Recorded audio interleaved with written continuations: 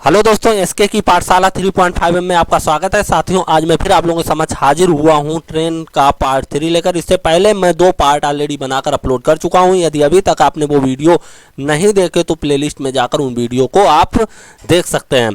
साथ ही मैं रिक्वेस्ट करता हूं, यदि आप पहली बार हमारे चैनल पर आए हैं तो प्लीज़ हमारे चैनल को सब्सक्राइब कर लें तथा पास में बनी बेल आइकन को प्रेस कर दें ताकि इधर से वीडियो डाला जाए और आपको नोटिफिकेशन तुरंत प्राप्त हो जाए। अब साथ ही चलते हैं हम अपने इस वीडियो में जितनी भी स्थितियां बनने वाली हैं ट्रेन से संबंधित प्रश्नों की, वो फर्स्ट स्थिति के बारे में देख लेते हैं। यानी कि ये फर्स्ट टाइप का प्रश्न हो सकता है। ठीक है साथी, इस वीडियो का तो साथी अभी मैं प्रश्नों को एक्सप्लेन कर रहा हूं। मैंने बताया था 4 वीडियो में लाऊंगा जिसमें सारी स्थितियां एक्सप्लेन करूंगा, कितने टाइप के प्रश्न बन सकते हैं ट्रेन से संबंधित। तो साथी ये वीडियो बहुत ही इंपॉर्टेंट हो जाता है आपके लिए, इसे आपको जानना बहुत ही आवश्यक है। तो ठीक है साथी, स्टार्ट करते हैं पहली स्थिति। तो पहली स्थिति में क्या कहा गया? पहली स्थिति में आप देख पा रहे हैं 2 ट्रेनें जिनकी डायरेक्शन समान है, यानी कि समान डायरेक्शन में चलेंगी। समान डायरेक्शन में याद क्या रखना है साथी? समान डायरेक्शन में हमेशा S1 माइनस S2 होता है। S1 माइनस S2 क्या कहें आप यहाँ पर ऐसे समझिए, बड़ी चाल से छोटी चाल घटाई जाती है। ठीक है, इस स्थिति को सापेक्ष चाल के नाम से जानते हैं, सापेक्ष चाल। ठीक है, अब साथी एक ऐसी भी स्थिति होती है जब ये विपरीत डायरेक्शन में, अपोजिट डायरेक्शन में गति करेंगी, तब इनको आपेक्षिक चाल के नाम से जानते हैं। और यहाँ जो आपेक्षिक चाल होगी वो होगी S1 प्लस S2, यानी यहाँ चालों का होगा योग। और जब सेम डायरेक्शन होती है तब चालों का होता है अंतर। बस इतना ही आपको याद रखना है, सवाल सब एक ही जैसे बनेंगे। ठीक है, यानी कि फार्मूला सेम रहता है।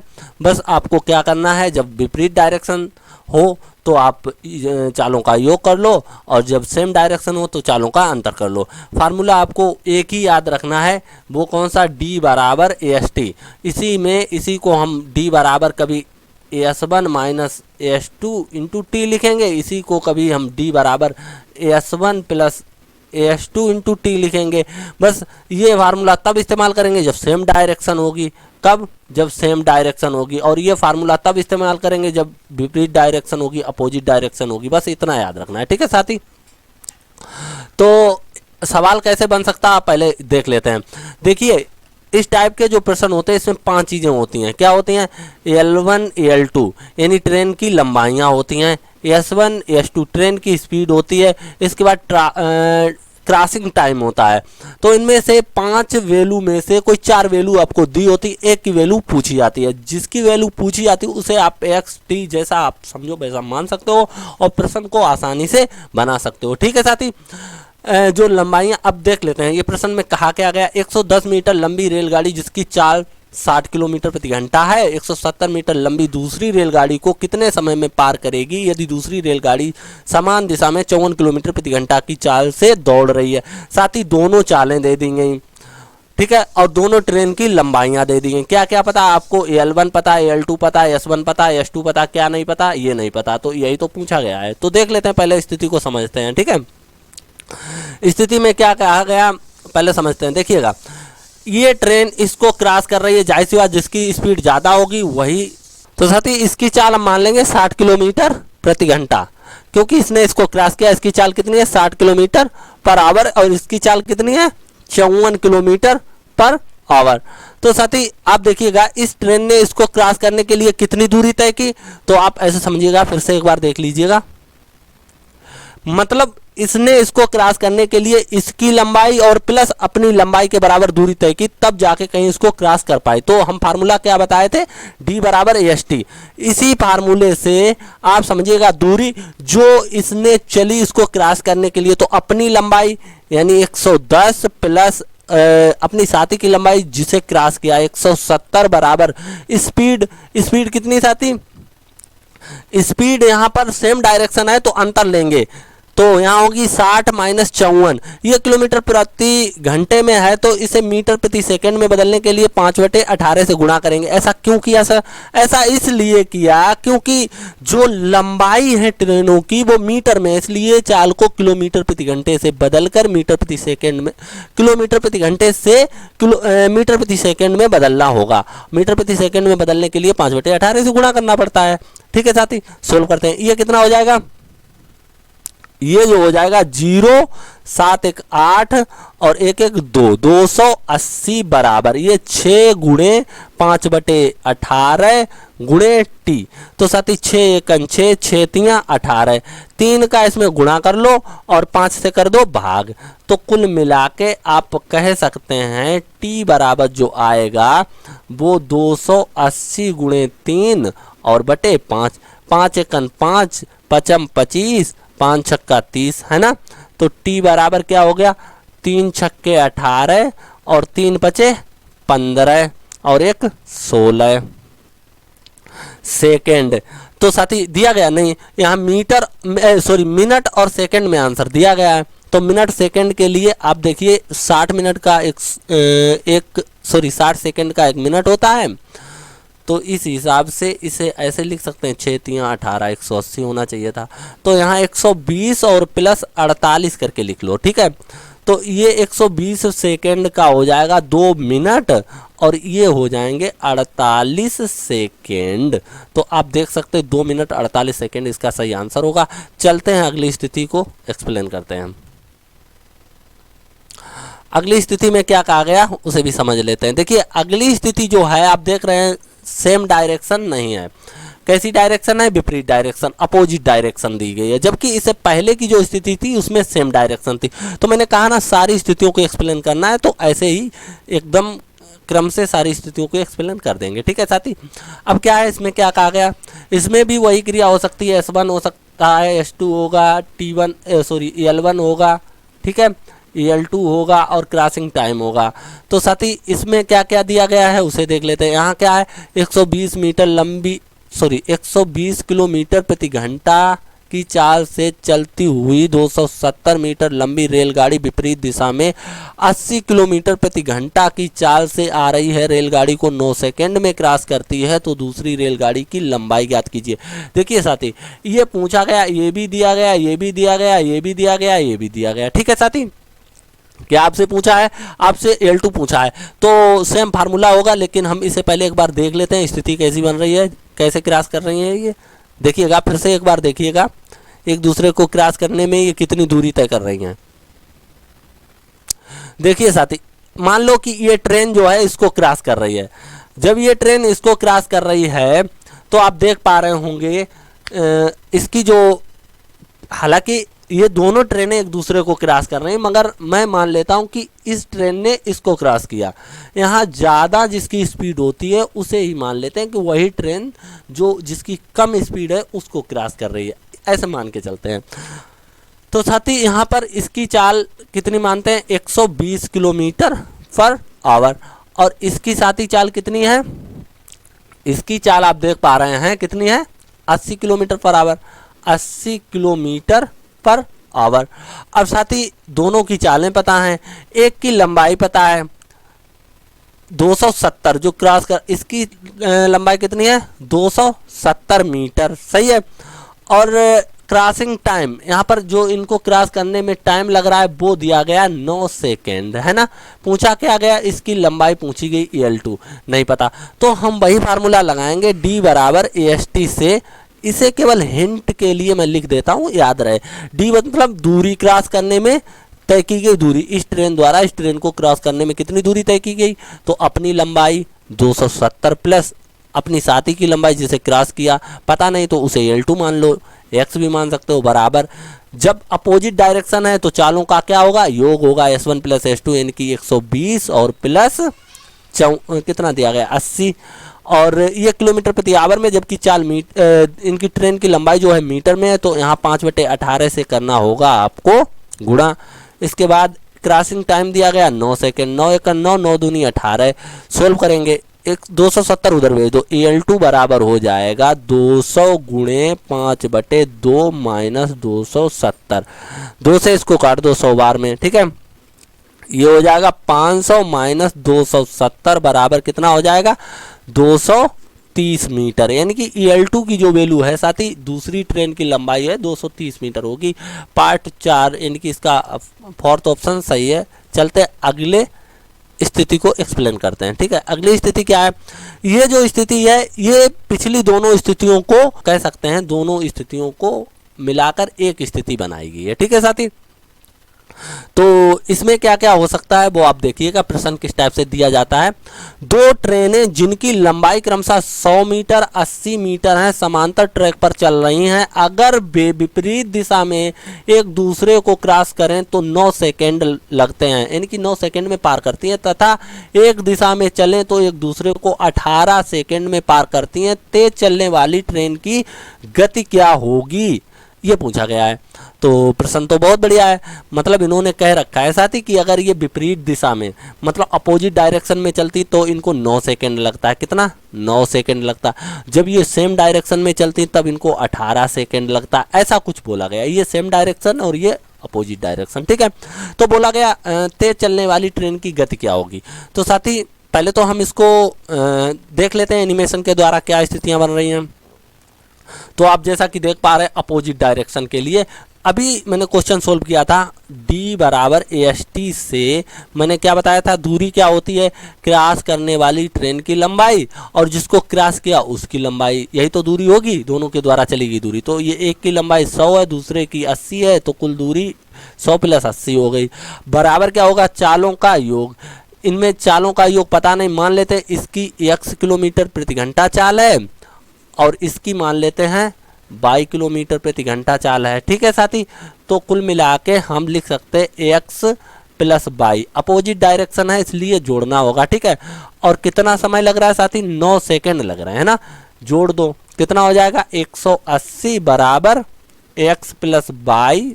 ऐसे लिख दो, x + y बराबर लिख सकते हैं 180/9। 9 दूनी 18 इनकी 20। x + y बराबर कितना आया, 20। इसी तरीके से सेम डायरेक्शन का भी देख लेते हैं। सेम डायरेक्शन में क्या करना होता है, सूत्र तो वही d बराबर AST से। देखिए यहाँ इसकी चाल x मान लेते हैं, x किलोमीटर प्रति घंटा, वही सेम है ना, और इसकी मानते हैं y किलोमीटर प्रति घंटा। तब क्या हो जाएगा, यहाँ पर स्थिति वही बनेगी। ये ट्रेन इसको क्रॉस करने के लिए इसकी लंबाई चलेगी, खुद की लंबाई चलेगी, यानी कि 100 + 80 कर देंगे। ठीक है, बराबर क्या करेंगे, चालों का अंतर x - y, और साथ ही अब क्या करेंगे, कितना समय लगता है, तो 18 सेकेंड समय लगता है। कुल मिला के आप इसे लिख सकते हो x - y बराबर 180/18। 18 × 18 = 80। तो x - y बराबर कितना, 10। इसे साथ ही फर्स्ट मानते हैं, इसे मानते हैं सेकेंड। जैसा कि आप देख पा रहे हैं, यदि फर्स्ट और सेकेंड को जोड़ दिया जाए तो x + y बराबर 10 नहीं 20 है, 20, और x - y बराबर कितना है, 10। कितना है, 10। जोड़ने पर आप क्या करेंगे, y को काट देंगे, 2x बराबर आप पाएंगे 30। तो x बराबर कितना हो जाएगा, आप कहेंगे 30/2। कितना, 30/2। 2 से काटेंगे 15 बार में, यानी 15 मीटर प्रति सेकेंड। x की चाल क्या, यही तो तेज चल रही है, देखिएगा इसने इसको क्रॉस किया तो यही तेज चल रही, तो इसकी चाल कितनी हो गई, 15 मीटर प्रति सेकेंड। चलो दूसरी की भी चाल निकाल लेते हैं। यहाँ 15 वैल्यू रख दो इसमें, है ना, तो यहाँ हो जाए 15 - y बराबर 20, नहीं प्लस है, तो y बराबर क्या हो जाएगा, 20 - 15 बराबर 5 मीटर प्रति सेकेंड। यानी कह सकते हैं इस ट्रेन की चाल 5 मीटर प्रति सेकेंड और इसकी x मीटर प्रति सेकेंड, और इसकी अच्छा यहाँ पर किलोमीटर प्रति घंटा मानी थी। देखिए ये दूरी जो है मीटर में है, ये दूरी काय में है, ट्रेन की लंबाई जो है मीटर में है, तो हम इन्हें किलोमीटर प्रति घंटा ना मान के मीटर प्रति सेकंड मान लेते हैं। क्या मान लेते हैं, मीटर प्रति सेकंड। ऐसा नहीं कि लगेगा नहीं, आप चाहो तो मान सकते हो, किलोमीटर प्रति घंटा भी मान सकते हो, कोई दिक्कत नहीं, लग जाएगा। ठीक है, हम यहाँ पर मीटर प्रति सेकंड ही मान के चलेंगे। तो दोस्तों क्योंकि अगर लंबाइयाँ किलोमीटर में होती तो हम मान लेते, लेकिन यहाँ मीटर में है ना, तो ऐसे ही मान लेते हैं, आसान रहेगा। क्या फ़ायदा फिर हम इसे बदलते पड़ेंगे मीटर प्रति सेकंड में, तो पहले ही इसको मान लेंगे मीटर प्रति सेकंड में। ठीक है, ये मीटर प्रति सेकंड में चाल मानी है। ठीक है, ऐसे आप समझिए इस तरीके से। ठीक है, चलते हैं अगली स्थिति क्या हो सकती है। अगली स्थिति साथी समझिएगा, अगली स्थिति में दो ट्रेनें हैं किसी बिंदु से अपोजिट डायरेक्शन में चलना स्टार्ट करती हैं और पूछा गया है कि कुछ समय में ये कितनी दूरी पर होंगी, वो समय आपको पता होगा। तो देख लेते हैं क्या है। दो ट्रेनें या दो रेलगाड़ी, देखिए यहाँ पर लिखा है दो रेलगाड़ी किसी बिंदु से क्रमशः 60 किलोमीटर प्रति घंटा तथा 50 किलोमीटर प्रति घंटा की रफ्तार से विपरीत दिशा में चलना प्रारंभ करती हैं तो 1 घंटे 12 मिनट में वह कितनी दूरी पर होंगी, ये प्रश्न कहा गया है, प्रश्न में कहा गया है। तो देख लेते हैं कितनी दूरी पर होंगी। ऑप्शन में 132 किलोमीटर, 130 किलोमीटर, 125 किलोमीटर, 135 किलोमीटर दिया गया है। तो पहले स्थिति को समझ लेते हैं, देखिएगा, फिर से देखिएगा, ये इनकी स्थितियां हैं और भाई साहब ये पहुंच गई, ठीक है। तो आप जैसा कि देख पा रहे हैं इनके बीच की दूरी यही तो है, ये है। तो ये क्या है, इन दोनों के द्वारा चली गई दूरी है, ठीक है, इन दोनों के द्वारा चली गई दूरी है। तो साथ ही फार्मूला वही याद रखना है, एस टी डी बराबर एस टी। तो यहाँ दोनों के द्वारा चली गई दूरी बराबर, दूरी तो पता करनी, वो तो पता नहीं, यस मतलब स्पीड विपरीत डायरेक्शन में योग करते हैं चालों का, इनकी 60 और प्लस कितना 50। इसके बाद टी की वैल्यू क्या रखेंगे, यहाँ पर टी की वैल्यू क्या रखेंगे, टी की वैल्यू जो हमारे पास दी गई 1 घंटा 12 मिनट। तो 1 घंटा 12 मिनट को आप सोल्व कर लो, ठीक है। तो 1 सही 12/60 करेंगे, 12 एकन 12 पंचे 60, 5 एकन 5 1 6, क्या हो जाएगा 6/5 हो जाएगा 1 घंटा 12 मिनट के हिसाब से, ठीक है, 6/5 घंटे। तो इसको जब सोल्व करेंगे 60 और 50 110 गुणे 6/5, 5 दूनी 10, 5 दूनी 10, 6 दूनी 12, 6 दूनी 12 1 13, 132 किलोमीटर। मतलब भाई साहब इन दोनों के बीच की जो दूरी होगी 132 किलोमीटर होगी।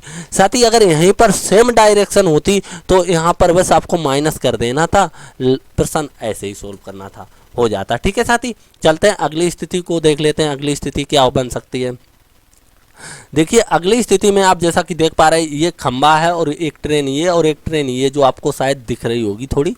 तो ये ट्रेनें इस खंबे को बारी बारी से क्रॉस करेंगी। फिर यहाँ कहीं ना कहीं आपसे पूछा जाएगा कि ये ट्रेनें आपस में कितने समय में क्रॉस करेंगी। तो कुछ सवाल इस टाइप से होगा, देखिएगा।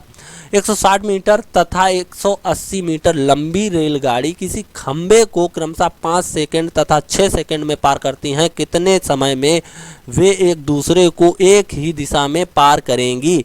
तो साथी ठीक है, देख लेते हैं स्थिति क्या बन रही है।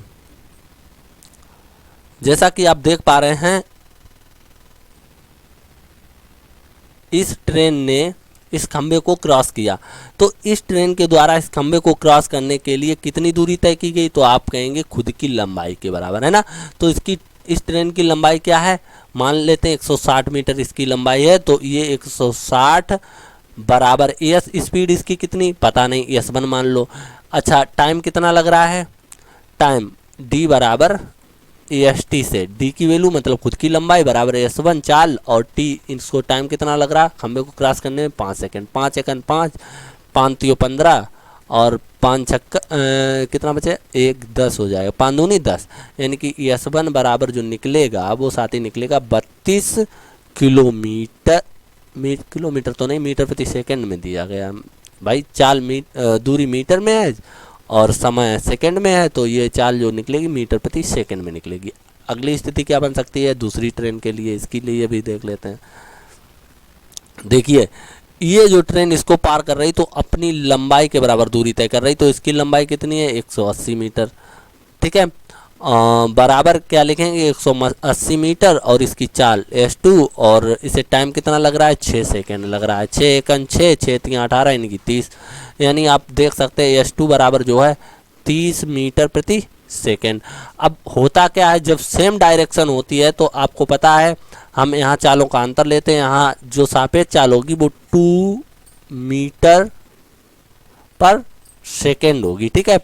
तो आपस में ये क्रॉस करने में कितना समय लेंगी, तो साथ ही फार्मूला भाई आपस में क्रॉस करने के लिए देखिए ये ट्रेन इसको क्रॉस करेगी तो खुद की लंबाई चलेगी और इसकी लंबाई चलेगी, दोनों ट्रेनों की लंबाई कितनी है 160 प्लस 180 बराबर स्पीड, यानी कि यहाँ पर होगा इस चालों का अंतर, चाल एक ये और दूसरी ये, तो हम लिख सकते हैं 32 माइनस 30 है ना, इंटू टाइम, टाइम कितना, तो टाइम तो पता नहीं, वही तो पता करना है, तो टी लिख लिया। इन्हें जोड़ते हैं 0 8 6 14 की 4 हासिल 1 1 1 2 1 3 340 बराबर हो जाएगा 32 से भाई साहब 30 जाएगा 2 इंटू टी।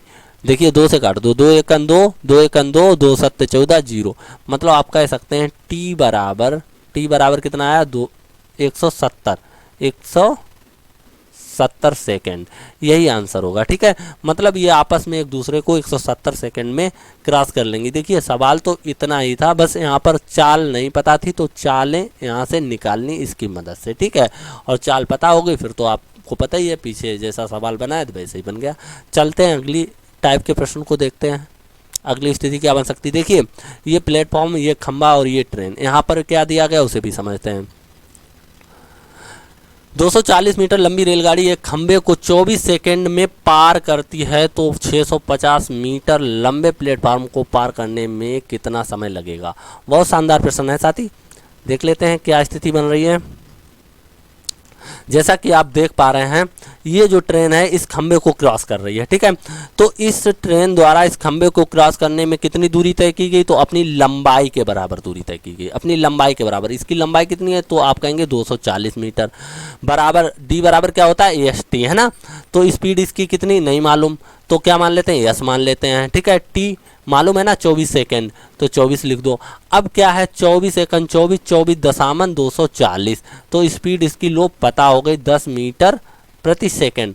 ऐसा क्यों लिखा, क्योंकि भाई साहब इसकी लंबाई मीटर में है और समय जो है क्रॉसिंग टाइम है सेकंड में, तो 10 मीटर प्रति सेकंड इसकी चाल हो गई। ठीक है, अब देखते हैं इस चाल से 650 मीटर लंबे प्लेटफॉर्म को ये कितने समय में पार कर पाएगी। तो देखिएगा साथी, पहले तो आप समझिए इस ट्रेन द्वारा इस प्लेटफॉर्म को क्रॉस करने में कितनी दूरी तय की गई, इस प्लेटफॉर्म की दूरी तय की गई और खुद की लंबाई तय की गई। जैसा कि आप देख पा रहे, देखिएगा ये ट्रेन की स्थिति ये है। देखिए क्रॉस करने का मतलब है ये पुछ जो है यहाँ पहुँच जाएगी ना, तो खुद की लंबाई इतनी दिख रही है आपको। अब आप देखिए खुद की लंबाई ये है और प्लेटफॉर्म की लंबाई ये है, तो कुल मिला के आप देखेंगे दूरी कितनी बची। देखिएगा यही तो निशान लगाए थे मैंने, यहाँ पर ट्रेन खड़ी थी, तो कुल मिला के ये दूरी चली या नहीं चली, तो खुद की लंबाई और प्लस इस प्लेटफॉर्म की लंबाई के बराबर दूरी तय की इसको क्रॉस करने में। तो भाई साहब फार्मूला तो वही, मैंने एक ही फार्मूला आपको बताया, इसी से लगभग सारे प्रश्न बन जाते हैं। फालतू में आप सारे फार्मूले याद करते रहते हो, बस ध्यान रखना होता है कुछ चीज़ों को। ठीक है, डी का मतलब क्या, खुद की लंबाई, प्लेटफॉर्म की लंबाई, खुद की लंबाई क्या 240 और प्लस 650 बराबर क्या हो जाएगा साथी, स्पीड 10 और साथ ही टाइम तो पता नहीं, वही तो पता करना है। तो ये 0000549 बराबर 10 गुणे टी। देखिए 0 से 0 काट दो, यानी कि भाग लग गया। टी बराबर क्या आया, टी बराबर आया भाई साहब 89 सेकेंड। क्या है कहीं पर, बिल्कुल है साथी, बी पार्ट इसका सही है। चलते हैं अगली स्थिति को देख लेते हैं। अगली स्थिति में एक प्लेटफॉर्म दिया गया और दूसरी ट्रेन दी गई है। ठीक, इसको ये क्रॉस करेगी, तो देख लेते हैं क्या स्थिति है। 72 किलोमीटर प्रति घंटे की चाल से जाने वाली कोई ट्रेन 260 मीटर लंबे प्लेटफॉर्म को 23 सेकेंड में पार करती है, अपने से दोगुनी लंबाई की ट्रेन को कितने समय में पार करेगी। बहुत शानदार प्रश्न है साथी। यदि ट्रेन स्थिर खड़ी हो, देखिए ट्रेन ये खड़ी है स्थिर, लेकिन इससे दोगुनी लंबाई की है। ठीक है, तो सबसे पहले हम देख लेते हैं स्थिति क्या बन रही है। देखिए इस ट्रेन ने इस प्लेटफॉर्म को क्रॉस करने के लिए कहीं ना कहीं खुद की लंबाई और इस प्लेटफॉर्म की लंबाई के बराबर दूरी तय की है। ठीक है, तो डी बराबर हम एस टी से देखते हैं, डिस्टेंस क्या होगी। देखिए 72 किलोमीटर प्रति घंटे की चाल से जाने वाली कोई ट्रेन 260 मीटर लंबे प्लेटफॉर्म को 23 सेकंड में पार करती है। देखिए यहाँ प्लेटफॉर्म की लंबाई 260 है, खुद की लंबाई पता नहीं तो हम एल मान लेते हैं, और स्पीड इसकी तो पता है 72 किलोमीटर प्रति घंटा है, तो इसे मीटर प्रति सेकंड में बदल लो 5/18 से गुणा करके। और भाई साहब टाइम कितना लग रहा है, टाइम 23 सेकेंड लग रहा है। 18 एकन 18 चौक 72, तो ये कह सकते हैं, देखिए एल बराबर आप 260 को उधर भेज दो तो 4 पंचे 20 और 20 का 23 में गुणा करेंगे 23 दूनी 46, यानी कि 460 माइनस 260 बराबर क्या आ जाएगा 200 मीटर। यानी कि भाई साहब इस ट्रेन की जो लंबाई है 200 मीटर है। अब देखते हैं इसको कितने सेकेंड में पार करेगी। तो साथी जैसा कि आप देख पा रहे हैं इस ट्रेन ने इसको क्रॉस करने के लिए खुद की लंबाई और इसकी लंबाई के बराबर दूरी तय की, यानी डी बराबर एस से इसको बनाएंगे। तो यहाँ पर खुद की लंबाई, इसकी लंबाई कितनी है, इसकी लंबाई तो है साथी 200 मीटर। प्रश्न में कहा गया ये जो खड़ी वाली ट्रेन है इससे दोगुनी है, तो इसकी कितनी होगी 400 मीटर होगी। ठीक है, बराबर स्पीड इसकी कितनी है 72 किलोमीटर प्रति घंटा। तो 72 किलोमीटर प्रति घंटा को मीटर प्रति सेकंड में बदलने के लिए 5/18 से गुणा किया इंटू टाइम टी। 18 चौक 72, 4 पंचे 20, 20 से भाग दे देंगे, ये जोड़ेंगे 600 में 20 से आपने भाग दिया, ये टी की वैल्यू आ गई कितनी, तो आप देख पा रहे होंगे 30। तो आप कह सकते हैं टी बराबर 30 सेकेंड। कहीं पर है, बिल्कुल है, कहाँ पर, ये रहा, फर्स्ट ऑप्शन सही है। अगला प्रश्न देख लेते हैं, अगला किस टाइप से बन सकता है। देखिए यहाँ पर एक ये सुरंग है और यहाँ पर ये एक प्लेटफॉर्म है, तो किस तरीके से प्रश्न बनता है। 72 किलोमीटर प्रति घंटे की रफ्तार से चलती हुई 150 मीटर लंबी रेलगाड़ी किसी सुरंग को 20 सेकंड में पार करती है, तो एक प्लेटफॉर्म को पार करने में कितना समय लगेगा यदि प्लेटफॉर्म की लंबाई सुरंग की लंबाई की आधी है। देखिए बहुत शानदार प्रश्न है साथी। मतलब क्या है, अगर यहाँ पर इसकी जितनी लंबाई उसकी ये आधी है, तो हम यहाँ पर 2x मान लेते हैं। 2x क्यों माना, क्योंकि आधा करने में आसानी हो जाए, तो ये x हो जाएगा, इधर इसे x मानते तो x/2 होता है ना, तो आधा करना आसान हो जाता है, इसलिए 2x माना है। आप चाहो 4x मान लो तो ये 2x हो जाए, कुछ भी मान सकते हो, बस इसे आधा लिखना है। ठीक है, तो फार्मूला क्या होता है, डी बराबर एस से। तो कोई ट्रेन अगर इस सुरंग को पार करेगी तो इसका मतलब क्या होगा, इसका मतलब होगा साथी ये अपनी लंबाई और सुरंग की लंबाई के बराबर दूरी तय करेगी। ठीक है, तो खुद की लंबाई इसकी कितनी है 150 मीटर लंबी ट्रेन है ना, तो 150 मीटर खुद की लंबाई है, और इसकी लंबाई पता तो थी नहीं तो 2x मानी है, ये हो गई। अब साथी अब क्या करेंगे, स्पीड इसकी कितनी, तो 72 किलोमीटर प्रति घंटा, इसे मीटर प्रति सेकंड में बदलने के लिए 5/18 से गुणा, कितना समय लगा, तो समय लगा 20 सेकंड। तो भाई साहब 18 एकन 18 चौक 72, 4 पंचे 20 दूनी 40 और एक 0 यानी कि 400। ठीक है साथी, तो यहाँ पर 150 को उधर भेज दो, 2x बराबर हो जाएगा 400 माइनस 150 बराबर हो जाएगा कितना हो जाएगा साथी 250, कितना 250। तो x बराबर क्या हो जाए 250 का आधा 125 मीटर। यानी आप कह सकते हैं, देखिए सुरंग की लंबाई तो 250 निकली, कैसे देखिए 2x की वैल्यू कितनी निकली 250 मीटर। ठीक है, लेकिन इसकी आधी है तो x की वैल्यू मैंने निकाली कितनी निकली 125, तो इसकी लंबाई कितनी 125 मीटर है। ठीक है, अब देखते हैं 125 मीटर लंबे प्लेटफॉर्म को ये ट्रेन कितनी देर में पार कर पाती है। तो जैसा कि आप देख पा रहे हैं इस ट्रेन ने इसको क्रॉस करने के लिए इसकी लंबाई और प्लस खुद की लंबाई के बराबर दूरी तय की, तो डी बराबर हम वही फार्मूला एस टी से चलेंगे। तो खुद की लंबाई कितनी है तो 150 मीटर प्लस प्लेटफॉर्म की लंबाई कितनी 125 मीटर बराबर, देखिएगा बराबर यस इसकी स्पीड कितनी 72 किलोमीटर प्रति घंटा, मीटर प्रति सेकंड में बदलने के लिए 5/18 से गुणा, टाइम कितना लगा वही तो पूछा गया है, 18 चौक 72, 4 पंचे 20, 20 से भाग देना है, तो यहाँ इसको जोड़ो तो कितना हो जाए 055 257 112 275 बटे कर लो आप 20, कितना 20 बराबर टी काट दो 20 एकन, अरे भाई कट क्यों नहीं रहा 20 एकन 20 एकन 20 कितना बचा यहाँ पर 7, 75 हो जाएगा 20 तियाँ 60, दशमलव लगाया कितना बचा 15, 150 हो जाएगा 20 छक्का 120 हो जाएगा ना, 150 है ना,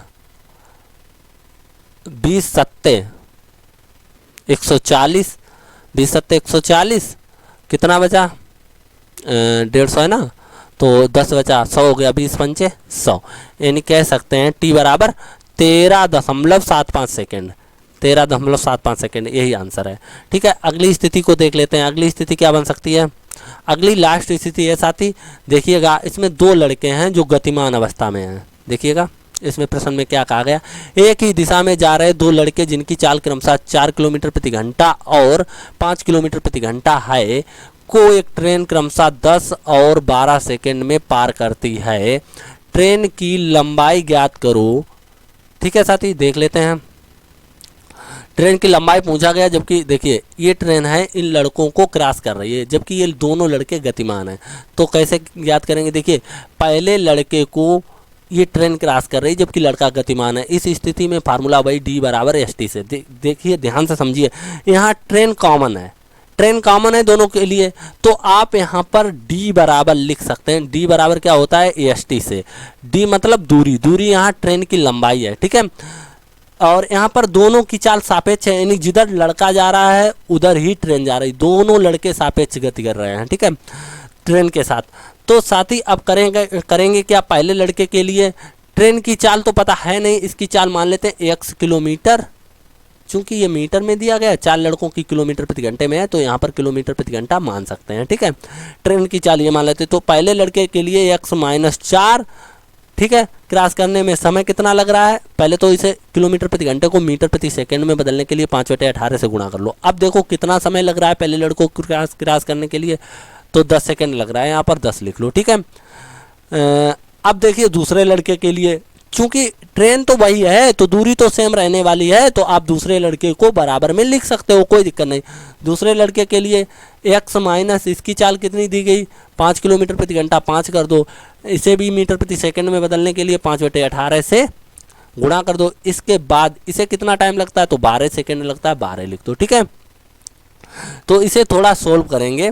देखिए इससे ये चला गया। ठीक है, अब आप देखेंगे 5 से अगर काटना चाहो तो काट दो, नहीं काटो तब भी कोई दिक्कत नहीं। 10x 10 चौक 40 बराबर 12x 12 पंचे 60। देखिए 60 इधर लेके आइए, 60 प्लस के हो जाएंगे -40 बराबर 12x माइनस के 10x बराबर 2x। तो 2 एकन 2, अभी मत काटो यार। 2x बराबर क्या लिख सकते हैं? 20। तो भाई साहब x बराबर क्या आ जाएगा? 10, यानी कि आप कह सकते हैं x बराबर 10 किलोमीटर प्रति घंटा। मगर पूछा क्या गया आपसे? ये नहीं पूछा गया, आपसे पूछा गया है कि दूरी बताइए क्या होगी, मतलब ट्रेन की लंबाई, ट्रेन की लंबाई पूछी गई। तो ट्रेन की लंबाई ही तो ये है, ये भी ट्रेन की लंबाई ही है, डी बराबर। ठीक है, तो आप इसमें वैल्यू रख दो, डी बराबर क्या करेंगे? किसी एक में रख दो, तो ये हो जाएगा 10 - 4 गुणे 5/18 और गुणे 10। देखिए इसे काट जरूर दिया, लेकिन जब भी मान निकालेंगे तो ऐसे ही निकालेंगे तभी निकलेगा। तो यहाँ पर 6 गुणे 5/18 और गुणे 10। देखिए 6 एकन 6 तियाँ 18, तो ये हो जाएगा 10 पना 50/3। ये हो जाएगा 3 एकन 3 20, 3 छक्के 18, 3 छक्के 18, 3 छक्के 18, 3 छक्के 18, ऐसे ही करता रहेगा। तो इसको हटाओ, आगे वाली संख्या में एक आप जोड़ दो, तो ये हो जाएगा मीटर, यानी कि 16.67 मीटर ट्रेन की लंबाई होगी। तो ठीक है दोस्तों, अब मिलेंगे एक नए वीडियो में, तब तक के लिए साथी जय हिंद,